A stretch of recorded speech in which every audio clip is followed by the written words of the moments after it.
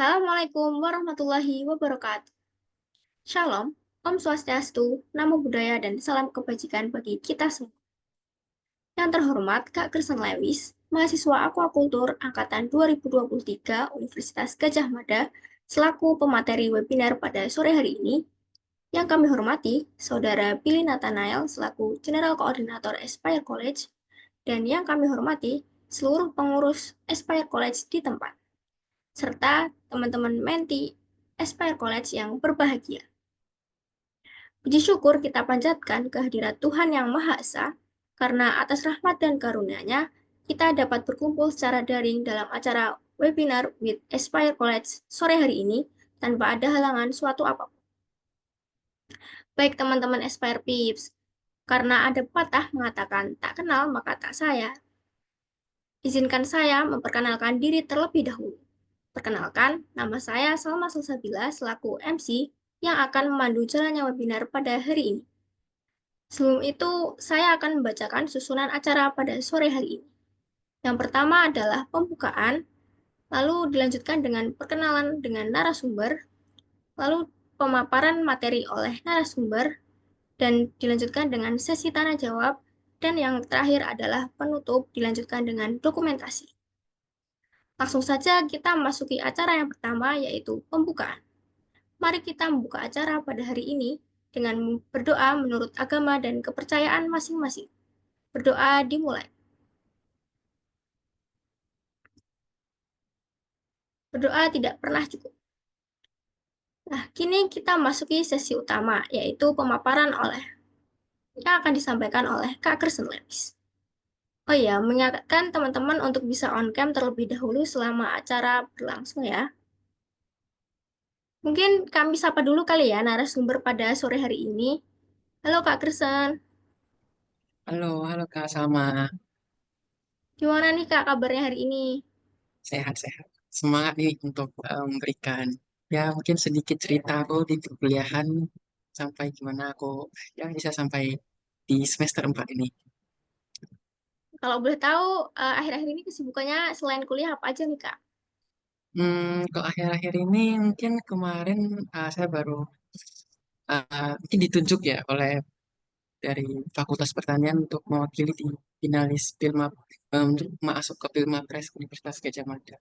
Dan tapi mungkin uh, belum bisa menang, tapi ya itu banyak sekali memberikan insight-insight kepada aku dan aku banyak belajar dari sana. Dan mungkin selanjutnya aku bakal mungkin fokus pengen nyoba lagi di PKM ya, program kreativitas siswa lagi. Seperti itu sih kesibukan aku. Keren banget sih Kak. Tanpa berlama-lama lagi, sesi ini kami serahkan kepada Kak Kristen. Kepada Kak Kristen, kami persilakan untuk menyampaikan materi. Oke, terima kasih. Aku share screen dulu ya.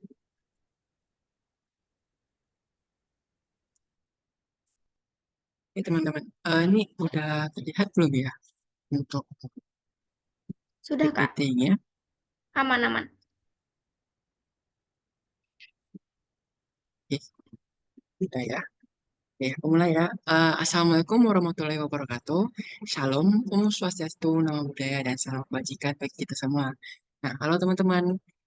Eh, Mungkin ini baru menjadi pertama kalinya aku menjadi pemateri di webinar ya. Jadi aku sedikit gugup, tapi ya mungkin aku akan melakukan yang terbaik untuk menceritakan sedikit perjalanan dari perkuliahan aku yang bertemakan Good Choice, Good Result. Nah, sebelum itu, aku sekali lagi izin memperkenalkan diri, salam kenal semuanya. Nama aku Gerson Lewis. Aku dari Aquaculture Angkatan 2023 Universitas Gajah Mada. Nah, mungkin teman-teman, aku mungkin ada yang mau volunteer gak? Ada teman-teman di sini yang tahu aquaculture itu jurusan apa sih? Pelajari apa gitu? Mungkin aku ingin sedikit berinteraksi sama teman-teman yang ada di sini. Mungkin ada yang mau kasih tanggapan? Apa sih jurusan aquaculture ini? Pasti jarang sekali untuk didengar di mungkin kan teman-teman paling seringan dengar arsitektur, hukum. Mungkin ada yang mau kasih penjelasan.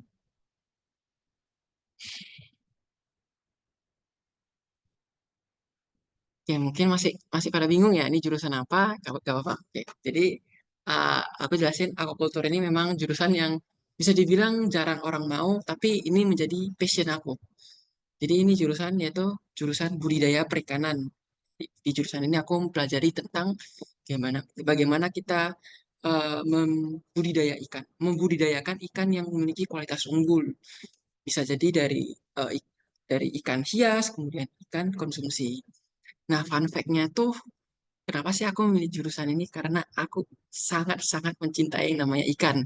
Nah, sedikit cerita tuh waktu aku SMA, uh, aku tuh punya banyak akuarium di rumah dan aku tuh bisa duduk di depan akuarium tuh mantengin ikan aku bergerak ke sini, bergerak ke sana tuh sama mungkin 3 sampai 4 jam tuh cuma ngeliatin ikan bolak-balik. Dan itu menjadi sebuah kesenangan bagi aku. Mungkin orang-orang kirain aku fake gitu ya. Tapi waktu ketika aku melihat itu, misalnya kayak aku mantengi ikan itu, aku bukan cuman kayak melihat dia kemana mau kemari, tapi aku pelajari ikan ini dia ngapain sih. Nah dari sana tuh nanti aku mungkin nyari di internet. Dia misalnya ikannya ada dia cuma di bawah. Nah itu dia kenapa di bawah terus? Nah nanti itu kita pelajari. Oh ternyata dia memang punya gelembung renang yang tidak berevolusi sebaik itu. Jadi dia kebanyakan berada di bawah. Dan dari sana itu aku mulai tertarik tentang dunia perikanan dan ketika aku SMA 3 aku memutuskan untuk daftar di jurusan aquaculture Universitas Gajah Mada dan puji Tuhannya aku terima di SNBP seperti itu. Mungkin di selanjutnya.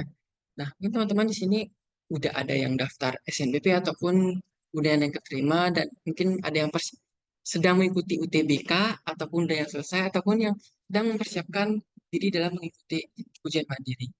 Nah, menurut aku tuh menentukan jurusan itu sangat krusial dan itu akan mempengaruhi hidup kita ke depannya. Jadi yang pertama tuh kita harus tahu kalau kita menentukan jurusan itu harus jurusan yang sesuai dengan apa yang kita cintai, apa yang menjadi passion kita. Jadi mungkin aku kasih tips sedikit.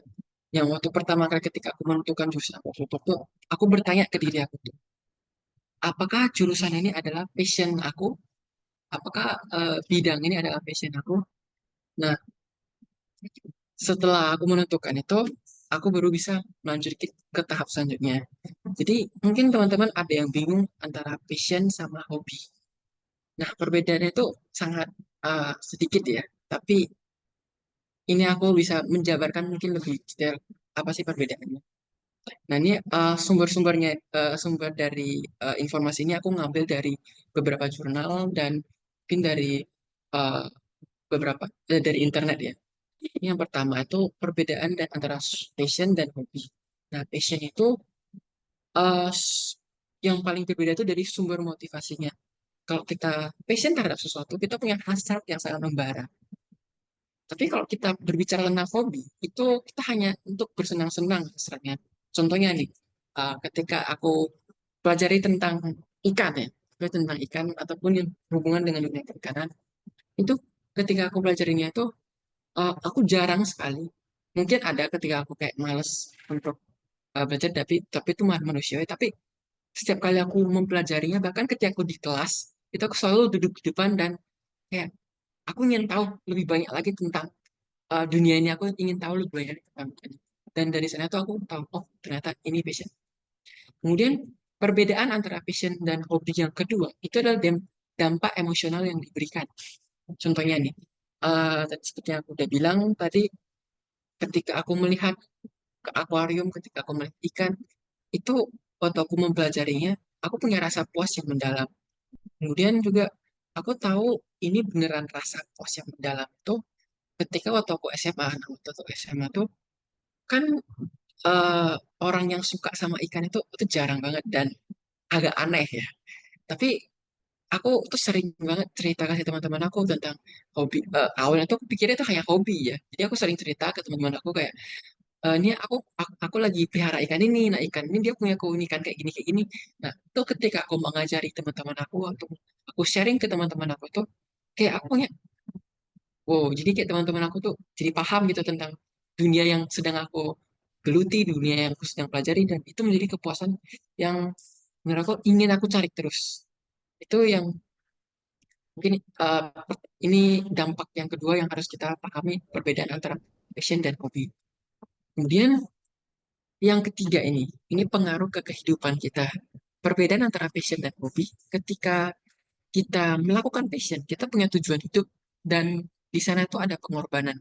Contohnya, kalau kita di aku ya, contohnya di aku, misalnya ketika aku pelihara ikan, ketika ya kalau kalian mau pelihara ikan, otomatis kalian harus mengeluarkan duit untuk membeli ikan itu ya. Jadi beberapa ikan-ikan yang unik yang aku koleksi itu memang agak mahal harganya.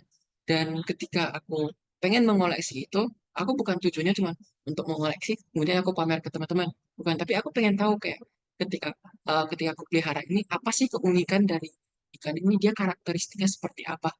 Nah, dari sana tuh eh, ya aku akan berusaha terus gimana sih aku bisa membeli eh, ikan ini. Contohnya mungkin aku dari menabung, kemudian awalnya yang bisanya aku setiap Sabtu sama Minggu itu aku bisa hangout sama teman-teman aku nabung duitnya, aku gak ikut sama teman-teman aku, tapi aku nabung, aku buatin itu duit itu untuk beli ikan. Nah, ini salah satu contoh pengorbanan. Mungkin ada lagi beberapa pengorbanan lainnya. Dan dari sana itu kita ketika kita mau pelajari tentang kita, maksudnya kita mendalami tentang passion kita, itu memberikan tujuan hidup bagi kita. Contohnya kalau di aku ya, setelah aku tahu tentang dunia perikanan ini cukup banyak, aku tahu bahwa di Indonesia itu pakar tentang ikan, pakar tentang dunia perikanan, apalagi yang fokus ke budidaya perikanan itu masih sedikit sekali. Padahal kita punya sumber daya yang sangat banyak. Indonesia itu adalah negara maritim dengan banyak sekali pulau, yaitu sebanyak 17.508, dan sumber daya biodiversitas di negara kita tuh sangat banyak, khususnya di laut. Tapi itu masih sedikit sekali yang kita eksploitasi dan masih sedikit sekali yang kita manfaatin sebagai bangsa Indonesia. Bahkan kebanyakan itu kalau teman-teman lihat di berita, sumber daya kita itu malah dieksploitasi oleh negara lain. Dan ini menjadi suatu hal yang memprihatinkan bagi diri aku. Dan dari sana tuh aku memutuskan bahwa setelah aku tamat dari jurusan budidaya perikanan ini atau aquaculture ini, aku ingin berkontribusi di uh, dunia perikanan di Indonesia. Misalnya contohnya aku pengen uh, buat perusahaan atau perusahaan yang bergerak di budidaya perikanan yang dapat memberikan dampak ekonomi ataupun dampak sosial kepada masyarakat di pesisir seperti itu. Nah, bedanya kalau misalnya kita bicara tentang hobi, biasanya kita kalau hobi itu kita hanya untuk mengisi waktu luang kita. Misalnya kalau di aku tuh ya jujur aja aku tuh wibu ya teman-teman. Jadi aku tuh suka banget nonton anime. Nah, kalau aku nonton anime itu ya ketika aku nonton anime setelah itu ya itu ketika aku ada waktu luang aja. Misalnya setelah kuliah, misalnya ini ada gap waktu untuk lanjut ke kuliah selanjutnya. Kalau misalnya aku lagi capek banget nih, aku lagi capek banget, itu bisa ya nonton anime atau apa sebentar untuk merilis stres lah. Nanti rilis stres ini akan aku jelasin lagi di beberapa slide ke depannya. Oke. Nah, setelah kita tahu perbedaan antara passion dan hobi kita pasti tahu nih, oh passion aku itu apa. Setelah itu, kita selangkah selanjutnya harus kita lakukan yaitu kita harus perjuangkan itu. Nah, cara-cara kita perjuangkannya, misalnya contohnya bagi teman-teman yang sebelum udah mendaftar SMIP, tentunya kalian perjuangkan SMIP itu kan dari semester 1 kalian masuk ke SMA. Nanti kalian belajar sungguh-sungguh sampai ke semester 5 kalian mendapatkan nilai hasil yang baik ataupun prestasi-prestasi yang dapat nanti kita lampirin ketika pendaftaran SMPP. Atau mungkin teman-teman yang dari sedang mendaftar UTBK, pasti kan kalian ada waktu khusus untuk belajar UTBK. Mungkin ada beberapa yang ikut tutor. Nah, jadi itu salah satu bentuk dari perjuangan kita. Mungkin dari teman-teman juga yang dalam proses mendaftar ujian mandiri, itu pasti ada persiapan-persiapannya dari sana. Jadi kita harus beneran, kalau kita udah tahu passion kita di sana, perjuangkan itu semaksimal mungkin. Oke, nah setelah mungkin kita udah perjuangkan, nah, kita mendapatkan hasil yang baik nih, kita masuk ke jurusan yang sesuai dengan kita mau. Misalnya aku kemarin tuh aku lolos di SNBP jurusan akukultur. Setelah itu kita ngapain? Apakah kita santai-santai saja, kita malas-malasan, atau enggak mungkin kalau misalnya yang dari, misalnya kalau contoh aku anak rantau, aku dari Medan, aku sampai ke Jogja di Universitas Gadjah Mada, aku jalan-jalan nih sama teman-teman aku, nyantai-nyantai, menikmati kuliahku dengan biasa-biasa saja, masuk kuliah, pulang, masuk kuliah, pulang. Atau mungkin aku bermain-main sama teman-teman aku. Tentu tidak, teman-teman. Kita harus mengkalibrasi ulang tujuan kita. Nah, tujuan kita di perkuliahan itu apa? Yang sebelumnya mungkin tujuan kita untuk hanya untuk eh, mendapatkan jurusan yang kita mau, setelah itu apa? Nah, kita mungkin kalau di aku tadi aku udah jelasin, aku ingin memberikan kontribusi di dunia perikanan. Nah, ketika kita punya tujuan itu, otomatis kita punya pasti ada list-list yang harus kita kerjakan. Misalnya contohnya, kalau aku di dunia aku ingin bikin perusahaan ini, apa yang aku harus pelajari? Contohnya tuh eh, karena aku harus bikin perusahaan, misalnya aku pengen bikin perusahaan tentang dunia perikanan itu, aku harus pelajari tentang hal-hal tentang misalnya tentang financial ataupun apa, tentang ekonomi yang mungkin di perkuliahan itu aku gak dapatin. Tapi gimana sih aku dapatinnya? Ya, aku akan jelasin lagi. Nah, ketika kita masuk ke dunia perkuliahan itu akan banyak sekali kesempatan yang bisa kita temuin dan kita harus manfaatkan setiap kesempatan itu. Dan kita misalnya kalau ada kesempatan yang bisa untuk mengupgrade diri kita, ambil saja. Karena di perkuliahan itu kita bukan hanya sekedar belajar, kita bisa melakukan berbagai banyak hal. Contohnya kita di sini tuh aku banyak mengikuti kepanitiaan ketika dari semester 1 semester 2. Nah, dari kepanitiaan itu aku belajar apa sih? Contohnya aku bisa belajar time management. Kemudian aku bisa mendapatkan banyak relasi. Kemudian aku bisa belajar gimana sih? Aku tuh suka misalnya kok ikut kepanitiaan tuh aku sering ikut di divisi acara. Nah, aku gimana belajar berpikir kreatif melalui berbagai kepanitiaan itu.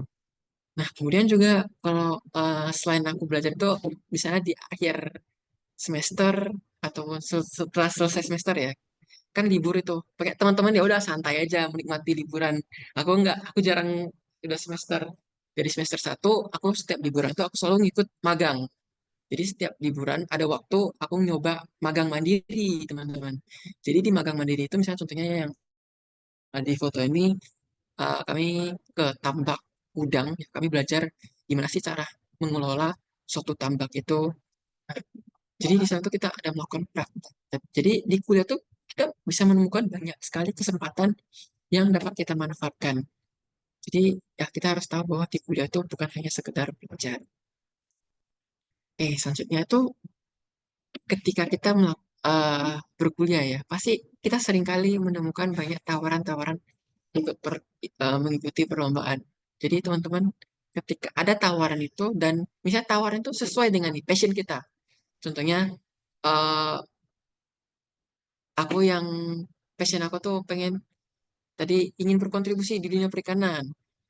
Ada nih kegiatan yang namanya perlombaan yang namanya program kreativitas mahasiswa. Itu ada pendanaan dari Kemendikbud yang akan mendanai kita dalam menjalankan kreativitas kita, ide-ide kita yang kemudian nanti akan kita presentasikan di perlombaan itu.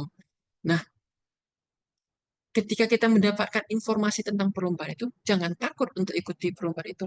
Gas saja. Awalnya juga aku kayak ya takut sih, maksudnya kayak ada pasti ada takutnya kayak bisa gak ya ikut perlombaan?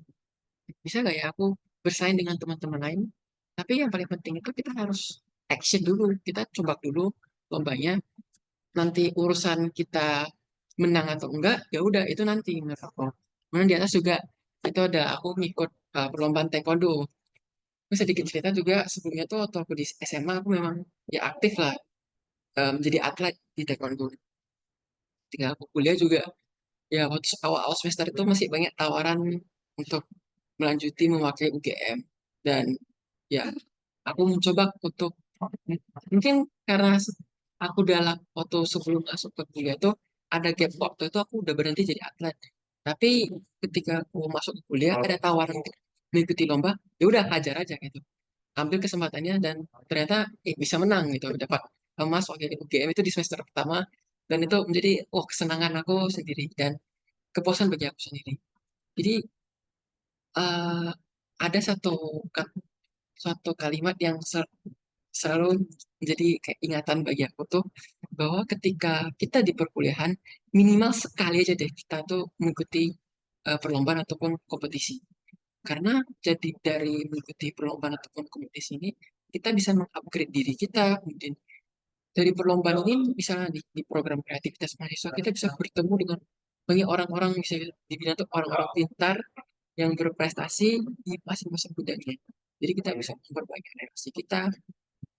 Kemudian juga kita mungkin bisa menambah banyak pengalaman dari perlombaan. Kemudian yang selanjutnya kesempatan yang harus kita dapetin itu yaitu dapetin beasiswa sih. Karena kayak di kalau kuliah itu kita mendapatkan beasiswa, mau itu partial funded ataupun fully funded, itu bisa menjadi privilege kita tersendiri. Contohnya tuh aku sendiri itu aku uh, award diri beasiswa unggulan, terus beasiswa yang diberikan oleh Kemendikbud. Nah, di sini tuh aku juga akan membagi tips gimana sih cara kita mendapatkan beasiswa. Yang pertama itu kita harus rajin mencari informasi. Contohnya, dan rajin mencari informasi itu bukan hanya ketika kita sudah sampai ke perkuliahan. Dari sekarang pun misalnya kalian mungkin ini udah selesai pada TS atau UAS ya kalau di SMA. Nah, kalian tuh udah mulai bisa mencari beasiswa apa sih yang bisa daftar ketika di perkuliahan nanti. Nah, ketika kita sering mencari, itu otomatis nanti algoritma di HP kita ataupun di internet kita itu kan sering memunculkan informasi-informasi tentang beasiswa. Jadi kalau teman-teman itu udah sering mencari, jarang lah nanti itu akan yang ketinggalan info ataupun apa, ataupun eh, ataupun kelewatan nih deadline dari pengumpulan berkas-berkas beasiswa. Jadi saran yang pertama, aku tips pertama bisa kita mendapatkan beasiswa tuh dan harus rajin untuk mencari terkait beasiswa. Setelah itu aku kan membahas lebih dalam lagi, lebih rinci lagi, gimana sih kita bisa lolos di beasiswa. Nah, yang pertama itu kita harus paham betul kriteria dari awardee yang dicari oleh beasiswa. Nah, contohnya aku jelasin beasiswa unggulan ya. Nah, di beasiswa unggulan itu ketika aku mendapatkan guidebook dari beasiswa unggulan itu, eh, aku baca itu beneran kayak kata pengantarnya apa, kemudian beasiswa ini muncul ini pertama kali kapan, dan dia ini dibentuk untuk apa. Nah, itu aku pelajarin dengan mendalam dan dari sana tuh aku bisa tahu, oh ternyata beasiswa unggulan ini dia mau mencari orang-orang misalnya dengan karakteristik rendah hati, karakteristik yang berprestasi seperti itu. Nah, ketika aku tahu kriteria-kriteria itu, otomatis diri aku sendiri itu akan berusaha untuk memenuhi kriteria itu. Jadi yang pertama tuh kalian harus paham kriteria apa yang worthy, kriteria worthy yang dicari oleh beasiswa. Nah, setelah itu biasanya tuh di uh, beasiswa itu sering banget sekali itu banyak eh, meminta kita untuk menuliskan esai ataupun wawancara ya. Menuliskan esai lah, esai di esai itu kita harus mungkin menjelaskan terkait jurusan dan mimpi-mimpi kita apa. Dari itu kita harus kenal jurusan kita dan goals kita apa. Nah, sebelumnya kalau teman-teman yang udah menjalani tips-tips yang aku berikan sebelumnya, seperti kita udah punya tujuan ketika kita di perkuliahan itu, kita ini menjadi hal yang mudah. Mungkin beberapa pertanyaan yang harus kita uh, gumulin ya. Pertama itu mungkin apa sih yang akan kita pelajari selama kuliah. Kemudian kita harus gumulin setelah kita tamat ini kita harus ngapain. Kemudian rencana 5 tahun ke depan itu mungkin setelah tamat ataupun dalam kuliah itu kita ngapain. Nah, itu seringkali nanti banyak dibahas ataupun nanti ditanyakan ketika wawancara. Nah, setelah kita kenal dengan jurusan dan goals kita harus persiapan terkait berkas-berkas ataupun salah satunya itu adalah esai. Kalau berkas-berkas yang umum itu tergantung dari siswanya masing-masing. Tapi yang paling penting itu paling sering itu misalnya esai. Nah, di esai itu kita harus pelajari itu cara menulis esai yang baik seperti apa. Kemudian cara kita bisa membuat pembaca dari esai itu, dia itu merasakan apa yang kita rasakan ketika kita menulis eh, ketika kita menulis esai. Kita harus pelajari trik-triknya itu. Mungkin tuh nanti teman-teman bisa pelajari itu eh, di luar ya. Nah, setelah itu kita mungkin kok udah selesai seleksi tahap satu, lolos nih seleksi tahap satu. Kayak lanjut ke tahap selanjutnya, itu tahap wawancara. Nah, banyak orang tuh gugur di tahap wawancara karena merasa kayak, "Ah, aku udah pede nih sama yang, eh, aku udah punya, aku udah tahu jurusan aku udah tahu goals aku. Ya udah aku gak usah persiapan, tinggal nunggu wawancara." Nah, nggak bisa teman-teman.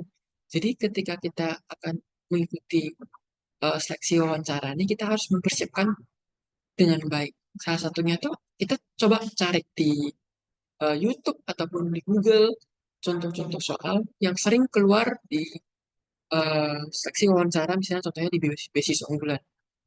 Nah, waktu kemarin tuh ketika aku mendaftar beasiswa unggulan tuh, itu aku punya waktu kayak seminggu ataupun 2 minggu itu aku beneran setiap hari itu aku fokus latihan wawancara.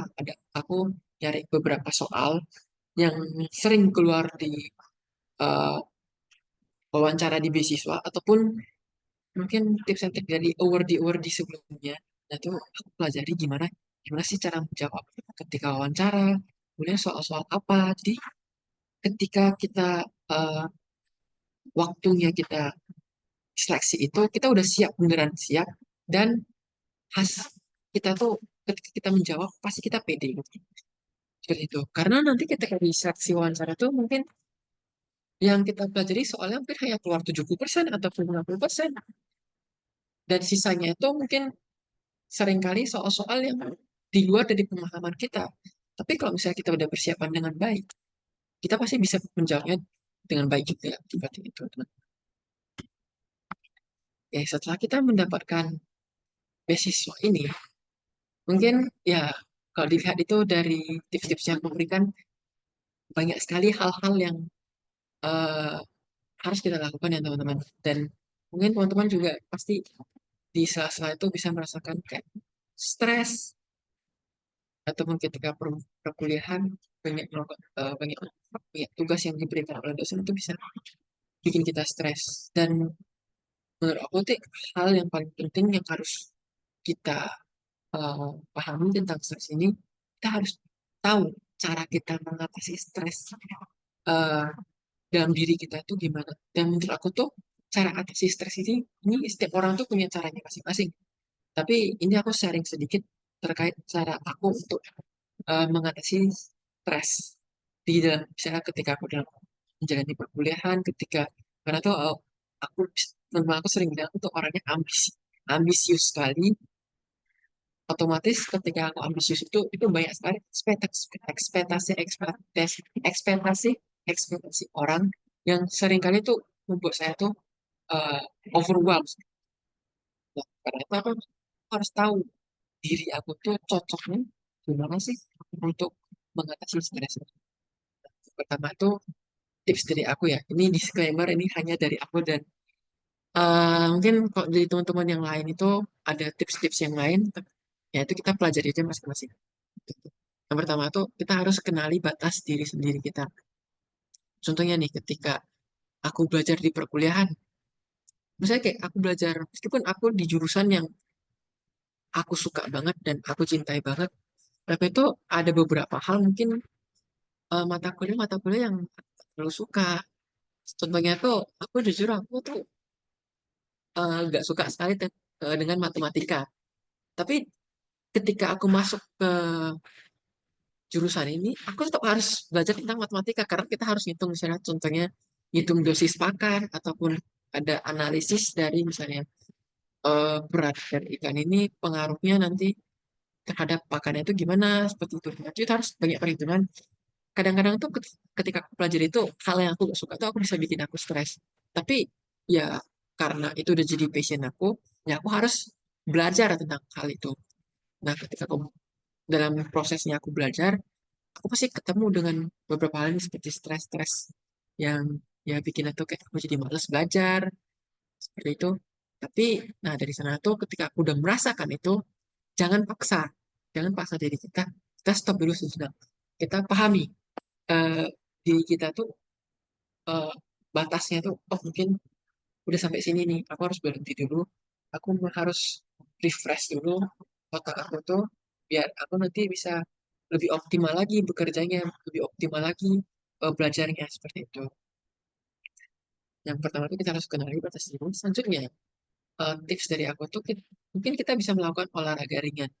Nah, ini olahraga ringan ini menurut aku tuh sangat membantu aku sih.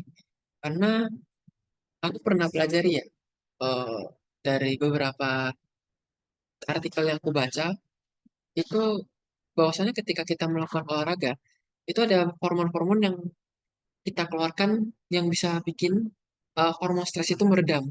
Dan itu akan membuat tubuh kita tuh lebih rileks seperti itu. Nah, itu bisa membuat salah satu cara untuk kita mengatasi stres. Seperti itu. Dan yang selanjutnya itu kita harus mengatur waktu kita dengan baik. Karena di perkuliahan itu nanti kita akan dihadapi dengan banyak misalnya contohnya dengan tugas-tugas yang banyak, kemudian mungkin ada project-project lagi dari dosen ataupun project perlombaan, dan teman-teman nanti mungkin ikut organisasi, kepanitiaan, itu kan banyak banget ya. Dari satu kita harus mengatur waktu kita dengan baik. Kita harus di sela-sela itu kita harus menyisipkan ini waktu kapan kita berhenti seperti itu. Dan caranya gimana sih? Nah, caranya itu kalau dari aku ya, cara dari aku tuh eh pertama tuh kita harus menentukan skala prioritas. Mana sih yang menjadi prioritas utama kita? Seperti itu. Ini dari aku ya. Nah, salah satunya yang keempat itu, kalau aku sendiri tuh ketika aku stres, aku capek, udah capek belajar, itu biasanya aku sering pesan makanan yang enak. Contohnya kayak aku suka banget itu makan yang manis-manis. Misalnya pesan martabak lah, eh, pesan-pesan seperti menanti lah, ataupun apapun itu. Nah, seperti jus-jus, nah itu aku sering banget ketika aku stres, aku pesan itu. Tapi itu juga harus dikontrol, jangan kebablasan nanti malah jadi diabetes ya teman-teman.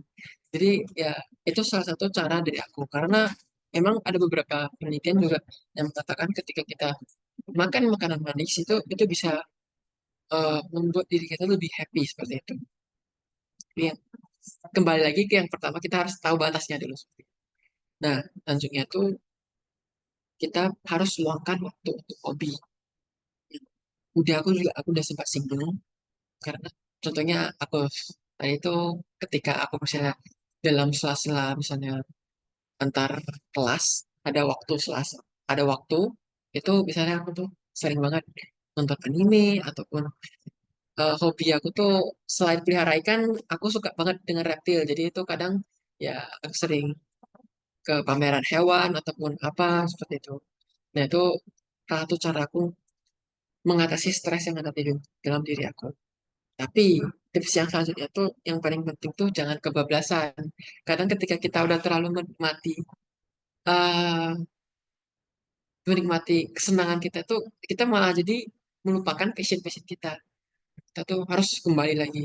Kita harus sadar bahwa oh diri aku ini udah kembali optimal nih, udah pikiran aku tuh udah lumayan aman ini. Aku harus kembali lagi untuk fokus. Katanya kita harus kembali lagi untuk fokus. Nah, dari sana ya udah kita fokus lagi, kejar lagi apa yang menjadi tujuan kita. Seperti itu teman-teman. Nah mungkin uh, itu sedikit sharing yang dari bisa aku berikan kepada teman-teman. Tapi ya mungkin teman-teman harus tahu bahwa perjalanan dari kita tuh mungkin berbeda-beda. Tapi kuncinya tuh kita tetap harus sama dan pilih jalan yang benar-benar sesuai dengan yang kita mau dan yang kita cintai. Agar ketika kita menjalani itu kita tetap bisa konsisten. Seperti itu teman-teman. Dan ketika kita menjalaninya itu kita nggak perlu buru-buru. Kita bisa menghadapi stres, menghadapi masalah. Dan itu gak apa-apa, kita nikmatin aja prosesnya. Dan pasti aku yakin ketika kita nikmatin prosesnya itu, pasti kita bisa mendapatkan hasil yang terbaik seperti itu. Dan aku percaya bahwa teman-teman yang mengikuti webinar ini udah punya eh, semangat lah untuk bisa mendapatkan hasil yang terbaik itu. Jadi teman-teman semangat untuk semuanya yang mungkin lagi persiapan. UTBK atau persiapan untuk mandiri, semangat untuk semuanya, dan mungkin akhir kata dari aku tuh jangan jangan takut untuk bermimpi seperti itu. Mungkin itu cukup dari aku. Wassalamualaikum warahmatullahi wabarakatuh. Salam. Terima kasih kepada Kak Gersen atas pemaparan yang sangat informatif. Selanjutnya, kita akan memasuki sesi tanya jawab. Bagi peserta yang ingin bertanya, bisa raise hand atau bisa ketik di kolom chat agar kami bisa membacakannya. Oh ya, baik. Ririn Adelia, silahkan. Halo, cek. Apakah masuk? Ya, terdengar. Oke. Selamat sore, Kak. Mohon izin. Jadi tadi kan Kak Gerson sempat mengatakan bahwa kita tuh harus mencari tahu tentang beasiswa dari sekarang. Nah, kebetulan saya itu sudah mencari tahu tentang beasiswa itu, tapi akhir-akhir ini yang saya dapatkan itu kayak beasiswa-beasiswa yang apa ya, kayak beasiswa-beasiswa yang clickbait atau kayak tidak benar gitu. Dari Kak Gerson itu sendiri ada nggak apa namanya tips and trick bagaimana cara mencari apa namanya beasiswa itu? Terus dari aplikasi mana sih yang bagus buat cari beasiswa? Saja terima kasih. Ini langsung saya jawab aja tuh gimana? Boleh Kak langsung dijawab. Oke, kalau tips and trick aku tuh benar benar sekali teman-teman. Ini banyak sekali sekarang siswa yang clickbait. Aku jujur pernah kena sekali itu ketika aku pengen coba exchange ke luar negeri. Nah, ketika aku mendaftar beasiswa itu malah diminta kita bayar dulu di awal, nah seperti itu. Itu salah satu contoh beasiswa yang clickbait ya, teman. Cara aku untuk mungkin memfilter ya mana sih beasiswa yang beneran beasiswa sama beasiswa yang pura-pura. Satu, kita harus ngeliat dulu penyelenggaranya siapa. Misalnya, contohnya di beasiswa aku tuh. Beasiswa aku tuh kan beasiswa unggulan itu diselenggarakan oleh Kemendikbud. Jadi itu dia punya instansi yang memang udah legit lah seperti itu. Dan benar-benar udah ada. Contoh yang kedua tuh misalnya beasiswa yang ditawarkan oleh swasta seperti Tanoto, Tanoto Scholarship. Nah itu Tanoto tuh beasiswa yang memang tuh dia tuh salah satu perusahaan yang dia bergerak di bidang kemanusiaan yang memang fokus sering memberikan beasiswa eh, kepada mahasiswa-mahasiswa seperti itu. Jadi menurut aku tuh kita harus cross check kayak penyelenggaranya itu siapa seperti itu. Dan biasanya tuh kalau beasiswa yang beneran beasiswa itu jarang banget ketika di pendaftaran awal itu diminta kayak fee misalnya contohnya fee administrasi ataupun apa itu jarang banget. Jadi ya itu sih kita harus tahu dulu penyelenggaranya siapa. Kalau untuk website ataupun eh, aplikasi sendirinya, kalau ketika aku dulu tuh aku jarang banget hmm, kayak nyari di aplikasi, tapi aku kebanyakan tuh nyari sendiri kayak contohnya tuh beasiswa fully funded di Indonesia apa seperti itu. Nah itu nanti keluarkan beberapa. Nah atau aku seleksi lagi ada mana yang cocok sama aku. Contohnya tuh yang ini setahu aku ya beasiswa fully funded di Indonesia itu cukup banyak. Tapi yang aku cari itu kan beasiswa yang kayaknya berbasis dari prestasi. Yang aku tahu tuh ada tiga. Satu, beasiswa unggulan yang aku dapatin. Dua, itu ada Tanoto Scholarship. Kemudian yang ketiga itu ada namanya tuh beasiswa pendidikan Indonesia. Nah, dari ketiga ini aku seleksi lagi nih, mana yang paling sesuai sama aku. Contohnya tuh kalau beasiswa pendidikan Indonesia, ada ikatan kerjanya ketika kita selesai nanti kuliah, itu kita harus menjadi dosen ataupun apa di perguruan tinggi. Kemudian, tapi kalau untuk untuk scholarship sama beasiswa unggulan itu sama sekali gak ada ikatan kerja. Seperti itu. Nah, eh, mungkin kalau untuk website, aku gak bisa banyak merekomendasikan. Tapi yang paling penting itu kita harus cross-check, yaitu di penyelenggaranya siapa dulu. Kalau penyelenggaranya eh, udah yang benar-benar punya latar belakang yang bagus, itu pasti gak mungkin beasiswanya tuh yang pura-pura ataupun yang clickbait seperti itu.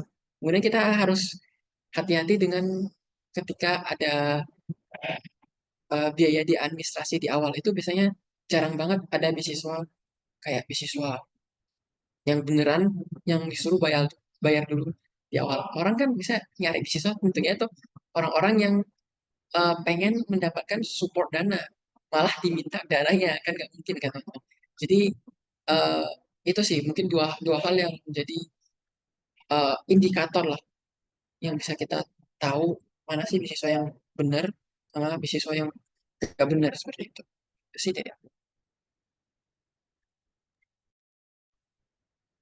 Baik, mungkin ada peserta lain yang ingin bertanya lagi, bisa langsung raise hand atau ketik di kolom chat aja. Ya, mungkin dari Rin ada pertanyaan lanjutan, Kak?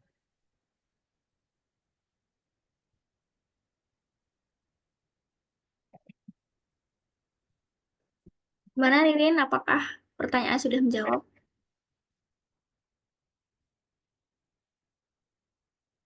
Sudah sangat oke, Kak. Terima kasih banyak. Itu, Kak, katanya Oke, Ririn. sama-sama. Dari teman-teman lain ada yang mau?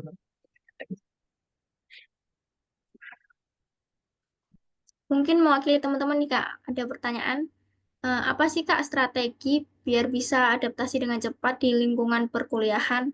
Kan kita tahu nih, di lingkungan SMA sama perkuliahan tuh beda banget ya. Jadi gimana adaptasinya waktu Kakak pertama kali jadi mahasiswa baru dulu? Gitu. Oke, eh, adaptasi aku dulu pertama kali ya. Jujur aku agak bingung jawab ini karena aku bisa dibilang tuh orang yang cukup cepat adaptasi. Tapi mungkin ini satu tips aku, kita harus nyari komunitas yang bisa mensupport kita dulu pertama kali.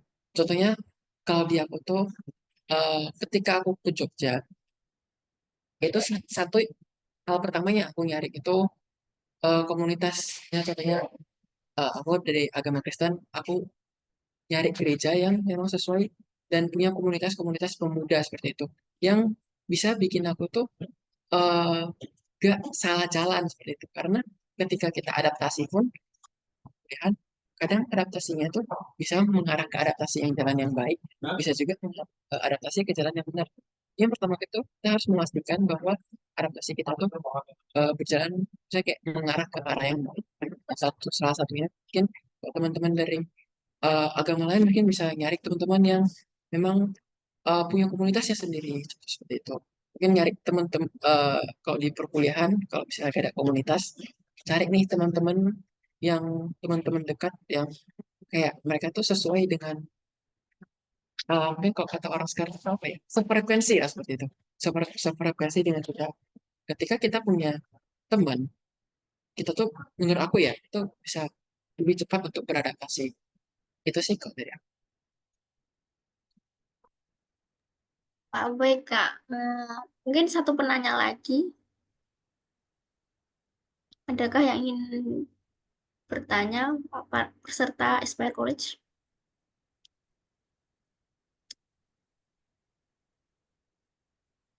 Mungkin satu lagi nih, Kak. Perwakilan dari teman-teman nih. Gimana sih biar kita nggak pesimis waktu mau melakukan sesuatu gitu, kayak misalnya mau ikut lomba atau mau daftar beasiswa, mesti kan mikirnya kayak udah banyak nih saingannya gitu, jadi kayak mau ikut tuh takut duluan gitu. Gimana cara menghilangkan atau menghilangkan rasa underestimate diri sendiri gitu? Oke. Yang pertama mungkin saran yang paling aku bisa kasih itu kita harus berdoa dulu. Berdoa ya, minta kepada Tuhan kayak gimana kita itu gak pesimis dan tapi dan setelah kita berdoa menurut aku tuh kita udah menyerahkan suruhnya kepada Tuhan. Udah Tuhan itu mau mengarahkan kita ini mau keterima atau enggak, kan kita harus lakuin dulu, action dulu. Kalau kita eh ya meskipun kita ada pesimis, tapi menurut aku tuh yang pertama kita harus lakuin, kita lakuin dulu deh. Coba lakuin dulu, mau itu kita pesimis atau enggak, berusaha aja untuk lakuin dulu. Karena ketika kita ngelakuin dulu, itu pasti ada challenge-challenge, maksudnya kayak tantangan-tantangan yang sering kali itu membuat kita tuh kayak wih ini tantangan yang baik ini untuk aku kayak untuk berkembang. Nah, awalnya yang jadi pesimis, tapi kalau misalnya ada ditantang, biasanya tuh manusia tuh cenderung lebih kayak aku harus bisa eh, menang, kayak mengatasi tantangan ini. Nah, seperti itu. Jadi menurut aku tuh yang pertama kita harus berdoa dulu, berdoa, kemudian ya udah mau pesimis, yang penting lakuin dulu deh, lakuin dulu kan. Karena sebelumnya yang udah aku bilang juga ada kesempatan ya udah ambil dulu, lakuin dulu. Nanti perkara itu kita menang atau apa itu urusan selanjutnya. Karena mungkin ada pepatah yang bilang biasanya kok satu pintu tertutup itu ada berapa ribu pintu yang terbuka. Kalau kita nggak buka pintunya, kita nggak tahu pintu yang tertutup atau terbuka, kan kita nggak tahu pintu selanjutnya itu ada terbuka atau enggak seperti itu. Jadi ya lakuin dulu sih seperti itu. Baik, pokoknya intinya coba dulu aja gitu ya, Kak. Ya benar. Oke, terima kasih kepada Kak Gersen dan peserta yang telah aktif berdiskusi. Seru banget ya, jadi kita nambah insight. Sampai tak terasa sudah di penghujung acara pada sore hari ini. Akhir kata, kami mengucapkan terima kasih kepada narasumber, peserta, dan panitia yang telah berkontribusi dalam acara ini. Semoga ilmu yang kita dapatkan hari ini bermanfaat dan bisa diterapkan dalam kehidupan nantinya. Nah, kami juga mohon maaf apabila terdapat kesalahan pada penyelenggaraan acara pada sore hari ini. Saya, Salma Salsabila, selaku MC, mengucapkan terima kasih dan mohon maaf jika terdapat kesalahan dan kekurangan dalam membawakan acara. Setelah ini akan ada sesi dokumentasi bagi teman-teman yang sedang di Zoom ini bisa on cam terlebih dahulu. Mungkin bisa saya bimbing untuk sesi dokumentasinya. Oke, teman-teman bisa on cam dulu. Oke, untuk page pertama, satu, dua, tiga. Selanjutnya, satu, dua, tiga. Oke, baik, sampai jumpa di lain kesempatan. Saya, Salma Salsabila, pamit undur diri. Wassalamualaikum warahmatullahi wabarakatuh.